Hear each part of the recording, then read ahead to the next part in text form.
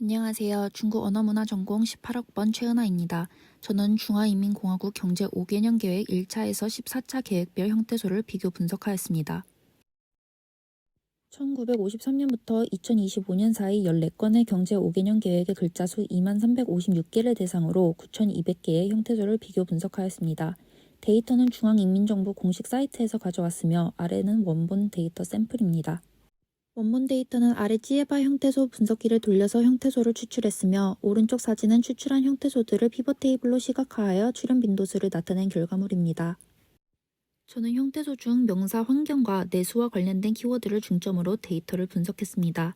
두 개를 선택한 이유는 실제로 중국 경제 개발 관련 뉴스나 기사를 보면 환경이 빠짐없이 나오고 14차 5개년 계획에서 언급한 쌍순환 정책이 구체화된다고 하면서 내수 시장의 중요성을 강조하는 만큼 두 키워드가 가장 분석하고 해석하기 유의미하다고 생각했기 때문입니다.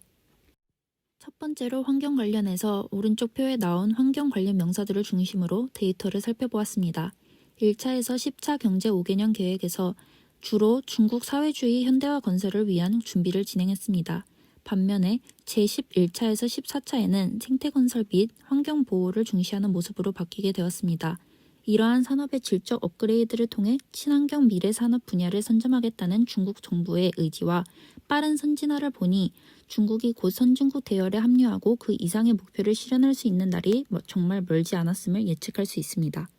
두 번째로는 내수 시장 관련 키워드를 보겠습니다. 내수 관련한 키워드 중 저는 샤오캉과 쌍순환 정책을 중점으로 봤습니다.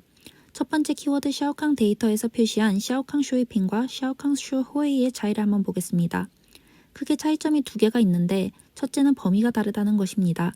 지난 세기의 중국 실정에 따르면 샤오캉은 먹고 사는 문제를 해결하고 물질 문명을 향상시키는 데 중점을 뒀지만 덩 샤오핑이 제시한 샤오캉 사회는 단순한 물질 문명이 아니라 정신 문명과 정치 문명이 포함되며 범위가 넓어졌습니다.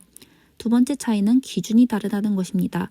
전면적인 건설 진행 과정을 점검하고 개량화할 때 인민 생활 수준의 통계적 임계치를 높이는 것은 물론 정신 문명과 그 발전 과정을 전면 반영해야 한다는 점에서 샤오캉 슈이핑과 슈호이는 차이가 있습니다. 두 번째 키워드 쌍순환을 살펴보겠습니다. 14차 계획의 핵심은 내수 중심의 쌍순환 경제 발전입니다. 기존 13차 계획과는 달리 사회 인프라 건설을 통해 사회 공공시설을 더욱 넓고 다양하게 건설한다고 밝혔는데 이는 다양한 뉴스를 토대로 봤을 때 중등 수입층을 확대하기 위함입니다. 중등 수입층의 확대는 중국 소비자의 구매력 증가 및 중국 소비 시장의 성장으로 이어질 것이기 때문입니다. 이를 통해 추후에 중국의 자립은 경제적 자립에만 국한되지 않고 경제적, 기술적 자립을 바탕으로 여러 나라에서 비판하고 있는 보조금 정책, 지적재산권 보호, 탄소 중립 등 모두 중국 본인들 마음대로 할 수 있어 향후 한중무역뿐만 아니라 세계적으로 문제가 생길 수 있다고 생각합니다. 발표를 마무리하며 환경과 내수 관련 키워드 중점으로 중국의 경제 5개년 계획들을 살펴보니 중국 정부는 계획들과 약속 사항들을 전부 이뤄냈다는 점에서 대단하다고 생각하게 되었으며 2035년까지 중국은 종합적인 국가 역량을 키워 혁신형 선진국 대열에 합류할 확률이 높다는 것을 확실히 느꼈습니다. 감사합니다.